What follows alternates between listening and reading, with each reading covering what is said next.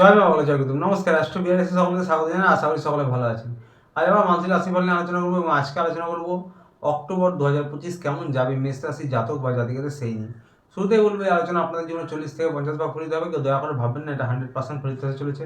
তার কারণ হচ্ছে বর্তমান পরিস্থিতি অনুযায়ী যার ব্যক্তিগত লগ্নগোষ্ঠীর গ্রহস্থিতির সঙ্গে যতটা বেশি ম্যাচ করবে তার সঙ্গে ততটাই বেশি ফলিত হবে।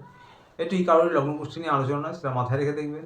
যার গোষ্ঠীতে গ্রহস্থিতি অত্যন্ত খারাপ বা দশা খারাপ চলছে তার ক্ষেত্রে কিছু বৈষম্য হতে পারে। এর উদ্দেশ্য হচ্ছে যা কিছু ভালো রয়েছে তা দেখে যেন আমরা ভালোভাবে প্ল্যান করতে পারি, যা কিছু খারাপ বা নেগেটিভ রয়েছে তা দেখে যেন সতর্ক বা সাবধান হতে পারি। তো আর বেশি দেরি না করে শুরুতেই বলবো যে আপনাদের 5 নম্বর হাউসে শুক্রদেব রয়েছে এবং রাহুর সঙ্গে দৃষ্টি বিনিময় হচ্ছে। আপনাদের পড়াশোনার জন্য কিন্তু যারা উচ্চশিক্ষায় রয়েছেন, যারা গবেষণামূলক পড়াশোনা করছেন, যারা টেকনিক্যাল লাইনে রয়েছেন, আর্টস বিভিন্ন ধরনের আর্টস বা অ্যানিমেশন নিয়ে পড়াশোনা করছেন, তাদের জন্য সময়টা ভালো। এবং যারা তন্ত্রমন্ত্র জ্যোতিষ নিয়ে পড়াশোনা করছেন তাদের উদ্দেশ্য বলবো যে আপনাদের কিন্তু একটু মুড কিন্তু সুইং করতে পারে। যারা তন্ত্রমন্ত্র জ্যোতিষ নিয়ে পড়াশোনা করছেন তাদের উদ্দেশ্যে বলছি। ছোটদের জন্য বলবো যে পড়াশোনায় ফোকাস করো, কারণ ছোটদের কিন্তু একটু মনোসংযোগ নষ্ট হওয়া, ভিডিও দেখা, গেম খেলা, মোবাইল ইন্টারনেট এসবে মনোযোগ যাওয়া বা প্রেম ভালোবাসা, সেগুলোতে কিন্তু একটু ফোকাস নষ্ট হতে পারে। তাছাড়া যারা গবেষণামূলক পড়াশোনা করছেন, বিভিন্ন ধরনের আর্টস বা অ্যানিমেশন নিয়ে পড়াশোনা করছেন, উচ্চশিক্ষায় রয়েছেন, তাদের জন্য কিন্তু মোটের ওপর মাসটা ভালো যাবে।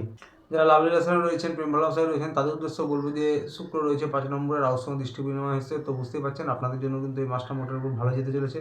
আশা প্রত্যাশা বাড়বে, ঘোরাফেরা, আনন্দ হুল্লোড় এগুলো থাকছে।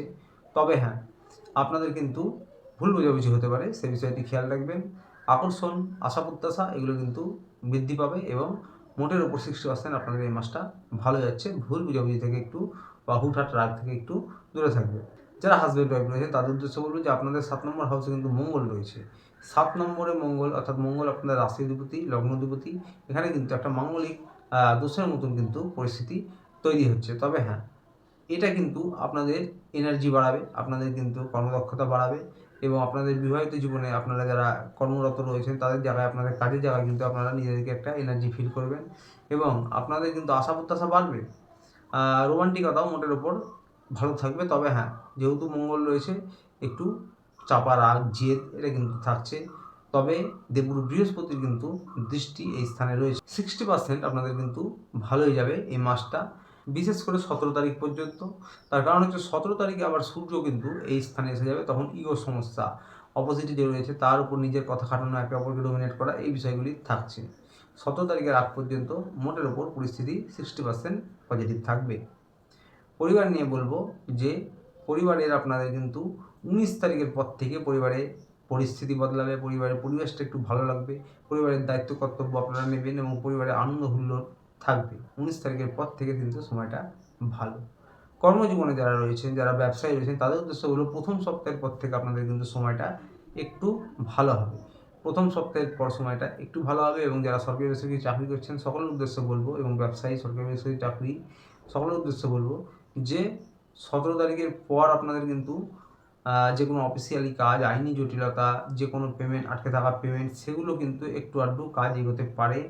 যদিও সূর্য কিন্তু এই স্থানে, অর্থাৎ 17 তারিখের পর সূর্য তুলা রাশিতে যাবে এবং তুলা রাশিতে সূর্য নিচস্থ, কিন্তু সেখানে কিন্তু দেবগুরু বৃহস্পতির দৃষ্টি সূর্যের ওপর পড়বে। তাই এটা সূর্যের আগের অবস্থার থেকে অনেকটাই ভালো, কারণ আগের যেখানে রয়েছে সূর্যদেব 6 নম্বর হাউসে রয়েছে, এটা একটি ভালো হাউস নয়।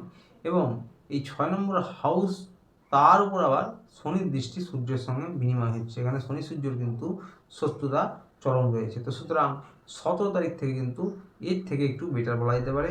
আইনি জটিলতা, যে কোনো কোর্ট কেস বা আটকে থাকা পেমেন্ট, সরকারি যে কোনো কাজ, সেসবের কিন্তু গতি এগোবে। এরা যারা রাজনৈতিক ফিল্ডে রয়েছেন, যারা সরকারি চাকরি করেন, সরকারি চাকরির পরীক্ষার জন্য চেষ্টা করছেন, তাদের জন্য বলবো যে অবশ্যই 16 তারিখের পর থেকে 17 তারিখ থেকে আপনাদের সময়টা আগের থেকে একটু ভালো হবে। এবং 19 তারিখে কিন্তু দেবগুরু বৃহস্পতি আপনাদের 4 নম্বর হাউসে এসে যাবে। 3 নম্বর হাউস থেকে ভাগ্যস্থানে দৃষ্টি দিচ্ছে, ভাগ্যস্থানের অধিপতি। তো তারপরে 4 নম্বর স্থানে যখন আসবে তখন কিন্তু আবার 10 নম্বর হাউসে দৃষ্টি দেবেন। ভাগ্যস্থানের থেকে কর্মস্থানে দেবগুরু বৃহস্পতি দেবেন। তো ব্যবসা বাণিজ্যের জন্য, যে কোনো শুভ কিছু করার জন্য আমি বলবো যে প্রথম সপ্তাহের পর থেকে একদম 27 তারিখ এই সময়টা পর্যন্ত সময়টা ভালো যে কোনো কিছু করার জন্য। বড় ডিল, নতুন কোনো ইনভেস্টমেন্ট, পার্টনারশিপে নতুন ব্যবসা, ইত্যাদি। স্বাস্থ্য নিয়ে বলব, 8 মঙ্গল যাবে 27 তারিখ, তো 27 তারিখ অর্থাৎ মাসের শেষের দিকে।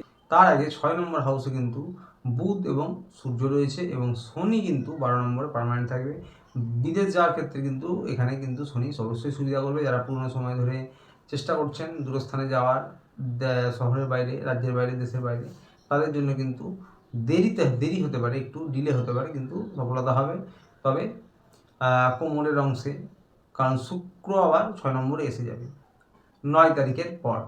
শুক্র 6 নম্বরে এসে যাবে, তো সুতরাং কোমরের অংশে urinary tract, stomach, kidney, lower abdomen, এইসব স্থানে বা কোমরের নিচের অংশে হাড়ে গাঁটে ব্যথা, এগুলো কিন্তু টুকটাক হতে পারে। কারো কারো ক্ষেত্রে কিন্তু একটু আধটু অ্যালার্জি, ইনফেকশন হওয়া বা দাঁত, চোখ জ্বালা করা, দাঁত রিলেটেড কোনো সমস্যা, বুকজনিত কোনো সমস্যা প্রথম 2 সপ্তাহে একটু আধটু হতে পারে কারো কারো ক্ষেত্রে। প্রতিকার নিয়ে বলবো, আপনারা যারা মেষ রাশির জাতক জাতিকা রয়েছেন, আপনাদের অধিপতি বা লর্ড হচ্ছে মঙ্গল। আপনারা প্রত্যেক মঙ্গলবার বজরংবলী মন্দিরে গিয়ে পুজো দেন, না পারলে মাসে অন্তত একদিন গিয়ে পুজো দেন এবং বাড়িতে রোজ হনুমান চালিসা পাঠ করতে পারেন, অত্যন্ত ভালো প্রতিকার হবে। বাড়ির ছাদে উঠোনে পাখিদের কিছু খাবার খান, অত্যন্ত ভালো প্রতিকার হবে। আসছিল পর্যন্ত ভিডিওটি ভালো লাগলে চ্যানেলটিতে অবশ্যই লাইক সাবস্ক্রাইব করে পাশে থাকবেন। দেখা হচ্ছে আবার পরের ভিডিওতে। ততদিন ভালো থাকবেন, সুস্থ থাকবেন।